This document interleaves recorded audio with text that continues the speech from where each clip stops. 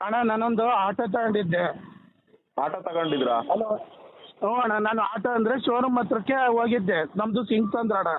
ಹ್ಞೂ ಶೋರೂಮ್ ಹತ್ರ ಹೋಗಿ ನಿನಗೆ ಅಣ್ಣ ಆಟೋ ಬೇಕಣ್ಣ ಅಂತ ಅಂದ ಅಷ್ಟೇ.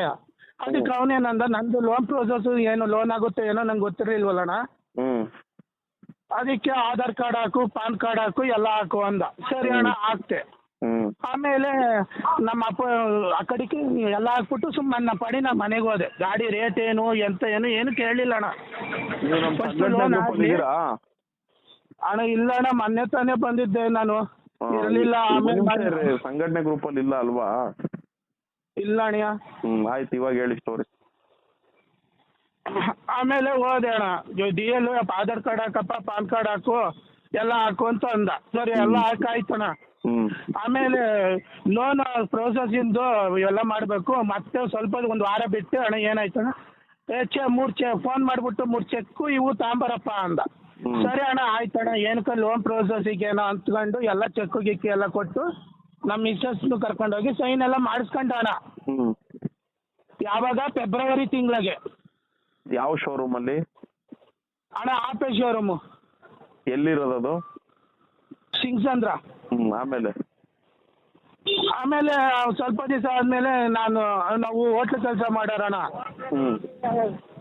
ಆಮೇಲೆ ಸ್ವಲ್ಪ ದಿವಸ ಆದಮೇಲೆ ನಮ್ಮ ಅಪ್ಪಾಜಿಗೆ ಹುಷಾರಿಲ್ದಂಗೆ ಐಸಿಯುಲ್ಲಿ ಅಡ್ಮಿಟ್ ಮಾಡಿದ್ವು. ಅದೇ ಎಲೆಕ್ಟ್ರಾನಿಕ್ ಸಿಟಿ ಹತ್ರ PUC ಅಂತ ಐತಲ್ಲ.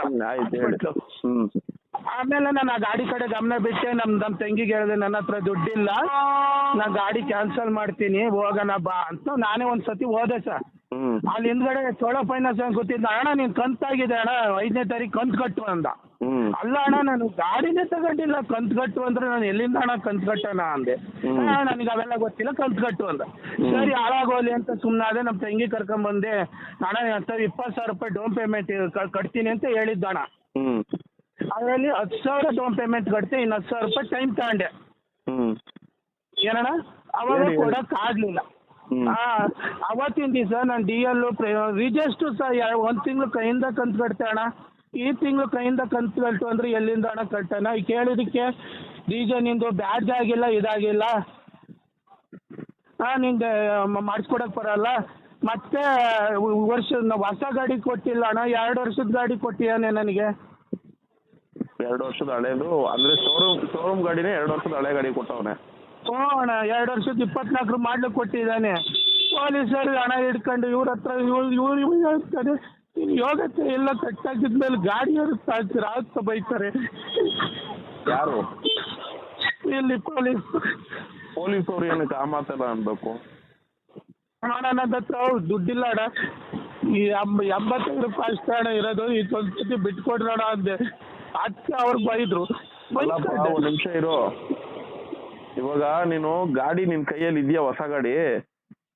ಹ್ಞೂ ಅಣ್ಣ, ಅದು ಯಾವ್ದೋ ಹಳೆ ಗಾಡಿ ಕೊಟ್ಟು ಕಳಿಸ್ತೇನೆ. ಆಯ್ತು, ಒಟ್ನಲ್ಲಿ ಗಾಡಿ ನಿನ್ ಕೈಯಲ್ಲಿ ಇದೆಯಾ? ಹ್ಞೂ ಅಣ್ಣ. ಅಂದ್ರೆ ಮೊದಲನೇ ಕಂತು ಕಟ್ಟಿದಾಗ ನೀವು ಗಾಡಿ ನಿಮ್ ಕೈಯಲ್ಲಿ ಇರ್ಲಿಲ್ಲ? ಮೊದಲೇ ಕಂತು ಕಟ್ಟಾಗು ಅದೇ 10 ದಿವಸ ಐತೆ ಅನ್ನಲ್ಲ ಅಣ್ಣ, ಗಾಡಿನೇ ತಗೊಂಡಿಲ್ಲ ಅಂತ ಹೇಳಿದ್ನಲ್ಲ. ಅವಾಗ ಇದು ಯಾವ್ದು ಗಾಡಿ ನೋಡಪ್ಪ, ಅದು ಯಾರಿಗೋ ಕೊಡ್ಬೇಕಾದ್ರೆ ಡೆಲಿವರಿ ಬಂದು ಡೆಲಿವರಿ ತಗ ಅಂತ ಹೇಳ್ದಣ್ಣ. ಅಪ್ಪೆ ಶೋರೂಮ್ ಅದು? ಹ್ಞೂ ಅಣ್ಣ. ಇವಾಗ ಫೋನ್ ಮಾಡಿದ್ರೆ ಏನಂತ ಗೊತ್ತಣ್ಣ. ಅಣ್ಣ ಅವತ್ತು DL ಎಲ್ಲ ಹಾಕಿದ್ನಲ್ಲ, ಗೊತ್ತಾಗಲ್ವೇನೆ ಹೊಟ್ಟಿಗೆ ಕಂತು ಅನ್ನ ತಿಂತು 7 ತಿಂತು ಅಂತ ಹಂಗೆ ಅಂತಣ್ಣ ಬೈದೆ. ಏನು ಹೇಳ್ತೀಯ, ಬಾರ ಶೋರೂಮ್ ಹತ್ರಕ್ಕೆ, ನಿನಗೈತಿ, ನೀನು ಬಾ, ನೀನು ಯಾವಾಗ ಕರ್ಕೊಂಬ ಅಂತಾನೆ. ಸರಿ ಆಯ್ತು. ಸಿಂಗ್ಸಂದ್ರನಾ? ಹ್ಞೂ ಅಣ್ಣ. ಸರಿ ಆಯ್ತು. ಯಾವಾಗ ಹೋಗ್ಬೇಕು ನೀವು ಶೋರೂಮ್ಗೆ? ನೀವು ಯಾವಾಗ ಅಂತೀರ ಅವಾಗ. ಈಗ ಗಾಡಿಯಲ್ಲಿ ಇಟ್ಕೊಂಡೆ ನಾನು ಇವತ್ತು ಸ್ವಲ್ಪ ಡಬಲ್ ರೋಡ್ ಶಾಂತಿನಗರದಲ್ಲಿ ಒಂಚೂರು ಕೆಲಸ ಆಯ್ತು ನನಗೆ, ಅಲ್ಲಿ ಪಾಸ್ಪೋರ್ಟ್ ಆಫೀಸ್ಗೆ ಹೋಗ್ಬೇಕು. ನಾನು ಹೇಳ್ತಿರೋದು ಏನು ಗೊತ್ತಾ ಹೇಳ್ರಿ ಇಲ್ಲಿ. ಅಣ್ಣ ನಾನು ಅಲ್ಲಿ ಶಾಂತಿನಗರ ಡಬಲ್ ರೋಡ್ ಆಫೀಸ್ ಹತ್ರಕ್ಕೆ ಬರಬೇಕು.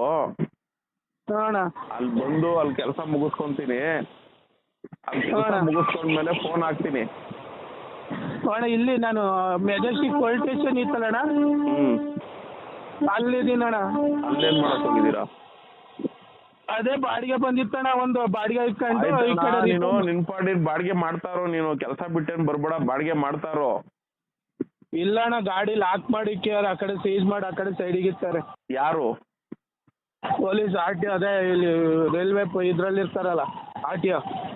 ಅವ್ರೇನಕ್ಕೆ ಸೈಡ್ಗೆ ಇಕ್ಕವ್ರೆ? ಅದೇ ನಿಂದು ನಂಬರ್ ಪ್ಲೇಟ್ ಆಗಿಲ್ಲ ಏನಿಲ್ಲ. ನಂಬರ್ ಪ್ಲೇಟ್ ಇಲ್ದೇ ಗಾಡಿ ಎತ್ಕೊಂಡು ಹೋಗಿದ್ರೆ ನೀವು? ಹ್ಞೂ ಅಣ್ಣ, ಅವ್ನು ಏನು ಕೊಟ್ಟಿಲ್ಲ ಅಣ್ಣ, ರಿಜಿಸ್ಟರ್ ಆಗಿಲ್ಲ, ರಿಜಿಸ್ಟರ್ ಮಾಡಿಸ್ಕೊಡು ಅಂದರೆ ನಿಂದು ಇವತ್ತು ಹೇಳ್ತೇನೆ ನಿನ್ನ ಬ್ಯಾಡ್ಜ್ ಆಗಿಲ್ಲ, ನಿಂಗೆ ರಿಜಿಸ್ಟರ್ ಮಾಡಿಸ್ಕೊಡಲ್ಲ. ನಾನು ಹೇಳಿದೆ ನಿನ್ಗೆ ಅವತ್ತೇ ಹೇಳಿದ್ರೆ ನಾನು ಅದೆಲ್ಲ ನಾನು ಹೆಂಗ್ ಪ್ರಶ್ನೆ ಕೇಳ್ಬೇಕು ನನಗೆ ಗೊತ್ತು, ನಾನು ಅವ್ನು ಬಂದು ಕೇಳ್ತೀನಿ. ಈಗ ನಾನ್ ಕೇಳ್ತಾರದಿಷ್ಟೇ, ರಿಜಿಸ್ಟ್ರೇಷನ್ ಆಗಿ ನಂಬರ್ ಪ್ಲೇಟ್ ಬರ್ದೇನೆ ಗಾಡಿ ಎತ್ಕೊಂಡು ರೋಡಲ್ಲಿ ಬಂದು ಡ್ಯೂಟಿ ಮಾಡಿರೋದ್ರಿಂದ ಗಾಡಿನ ಹಿಡ್ಕೊಂಡವ್ರಾ? ಹ್ಞೂ ಅಣ್ಣ. ಹಿಡ್ಕೊಂಡಿರೋರು ಪೊಲೀಸ್ ಅವರ ಆರ್ ಟಿ ಓದವ್ರಾ? ಅದೇ circle inspector, police white colour shirt. ಹಾಂ ಅಣ್ಣ. ಅವ್ರು ಅಲ್ಲಿ ಇದಾರ, ಆನ್ ಸ್ಪಾಟ್ ಇದಾರಾ? ಹ್ಞೂ ಅಣ್ಣ, ಅಲ್ಲೇ ಇದ್ದಾರೆ. ಅಲ್ಲಿ ಹೋಗ್ಬಿಟ್ಟು ಫೋನ್ ಕೊಡಕ್ಕಾಗುತ್ತಾ ಅವ್ರಿಗೆ? ಹ್ಞೂ ಅಣ್ಣ, ಕೊಡ್ತೀನಿ. ಹೋಗಿ ಫೋನ್ ಕೊಡಪ್ಪ, ಹಂಗೆ ಲೈನಲ್ಲಿ ಇರ್ತೀನಿ, ಬೇಗ ಹೋಗ್ಬೇಕು. 5 ನಿಮಿಷ ಹೊರಟೆ. 5 ನಿಮಿಷ ಬೇಕಾ ಅಲ್ಲಿ ಹೋಗಕ್ಕೆ? ಇಲ್ಲ ಅಣ್ಣ, ಹೋದೆ ಅಲ್ಲಿ ಮಾತಾಡ್ತಾರೆ.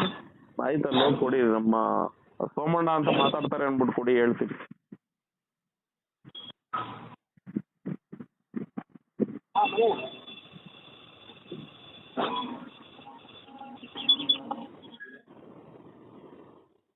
ಅಣ್ಣ ಸೋಮಣ್ಣ. ಯಾರು ಸೋಮಣ್ಣ? ಆಟೋ. ಯಾರು ಸೋಮಣ್ಣ? ಯಾರು ಸೋಮಣ್ಣ? ಯಾರು ಸೋಮಣ್ಣ? ಯಾರು ಸೋಮಣ್ಣ ಅವರೇ ಮಾತಾಡಿ. ಸರ್ ನಮಸ್ತೆ. ಹೇಳಿ ಸರ್, 2 ನಿಮಿಷ ಮಾನವೀಯತೆಯಿಂದ ನನ್ನ ಜೊತೆ ಮಾತಾಡಿ, ಆಮೇಲೆ ನೀವು ಕಾನೂನು ರೀತಿಲಿ ಏನ್ ಬೇಕಾದ್ರೂ ಕ್ರಮ ತಗೊಳ್ಳಿ ಅವ್ರ ಮೇಲೆ. ಏನು ಮಾನವೀಯತೆ ನಮ್ಗಿಲ್ಲ ಅಂತ ನಿಮ್ಮ ಅರ್ಥ? ಅಲ್ಲ ಸರ್, ನನ್ನ ಮಾತು ನಿಮ್ಗೆ ಮಾನವೀಯತೆಯಿಂದ ಕೇಳಿ ಅಂತ ಕೇಳ್ತಾರಲ್ಲ ಅಷ್ಟೇ ಸರ್. ಅಲ್ಲ ತಾವು ತಮ್ಮ ಡೈಲಾಗ್ ಹಂಗಿದೆ, ಮಾನವೀಯತೆ ಇಲ್ಲದೆ ಇರೋ ಪೊಲೀಸರ? ಸರ್ ನಾನು ಹಂಗೆ ಹೇಳಲಿಲ್ಲ, ನೀವು ಹಂಗೆ ಅನ್ಕೊಂತ ಇದ್ದೀರಾ ಅಷ್ಟೇ. ಫಸ್ಟ್ ಮಾತಾಡಿದಾಗ ಕರೆಕ್ಟ್ ಮಾತಾಡಿ ಸರ್. ಮಾನವೀಯತೆ ಅನ್ನೋ ಪದಕ್ಕೆ ಅರ್ಥ ಏನು ಸರ್ ಅದು? ಇದನ್ನೆಲ್ಲ ಮಾತಾಡಾದ್ಮೇಲೆ ನಿಮ್ಗೆ ಗೊತ್ತಾಗುತ್ತೆ ಸರ್ ನಾನು ಯಾಕೆ ಮಾನವೀಯತೆ ಅನ್ನೋ ಪದ ಬಳಸ್ತೆ ಅಂತ. ಅದೇ ಗೊತ್ತಾಯಿಲ್ಲ ಅಣ್ಣ, ಮಾನವೀಯತೆ ಏನು ಹೇಳಿ ಅಣ್ಣ. ಅದನ್ನ ಹೇಳ್ಬಿಡ್ತೀನಿ. ಈಗ ಈ ಡ್ರೈವರ್ ನೀವು ಗಾಡಿ ಹಿಡಿದಿರಲ್ಲ ಸರ್ ನಂಬರ್ ಪ್ಲೇಟ್ ಇಂದ ಅಂತ. ಹೌದು, ಇದಿಲ್ಲ, ಪರ್ಮೆಂಟ್ ಇಲ್ಲಪ್ಪ ಸರ್. 1 ನಿಮಿಷ ಇರಿ. ಈಗ ಎಲ್ಲ ಪ್ರಪಂಚದಲ್ಲಿ ಎಲ್ಲರೂ ಏನೋ ತಿಳ್ಕೊಂಡ್ರಲ್ಲ, ಆಯ್ತು ಈ ವಯ್ಯ ಏನೋ ಮೋಸ ಹೋಗ್ಬಿಟ್ಟಿದ್ದಾನೆ. ಶೋರೂಮ್ ಅವ್ರು ಏನ್ ಮಾಡಿದಾರೆ, ಪಾಪ ಇವನ ಹತ್ರ ದುಡ್ಡೆಲ್ಲ ಈಸ್ಕೊಂಡು ಆ ಗಾಡಿ, ಅದು ಯಾವ್ದೋ 2 ವರ್ಷದ ಹಳೆ ಗಾಡಿ ಕೊಟ್ಟು, ಪಾಪ ಅವ್ನಿಗೆ ಏನು ವ್ಯವಹಾರ ಜ್ಞಾನ ಗೊತ್ತಿಲ್ಲದಿರೋರ್ಗೆ ಈ ಶೋರೂಮ್ ಅವ್ರು ಮೋಸ ಮಾಡಿದ್ದಾರೆ ಅನ್ನೋ ವಿಚಾರ ನನಗೆ ಗೊತ್ತಾಗಿದೆ. ಫಸ್ಟ್ ಆಫ್ ಆಲ್ ಒಂದು ಮಾತು ಹೇಳ್ತೀನಿ ಸರ್, ತಪ್ಪು ತಿಳ್ಕೊಂಬೇಡಿ. ನೀವು ಹೇಳೋದೆಲ್ಲ ನಾನು ಅರ್ಥ ಮಾಡ್ಕೊತೀನಿ.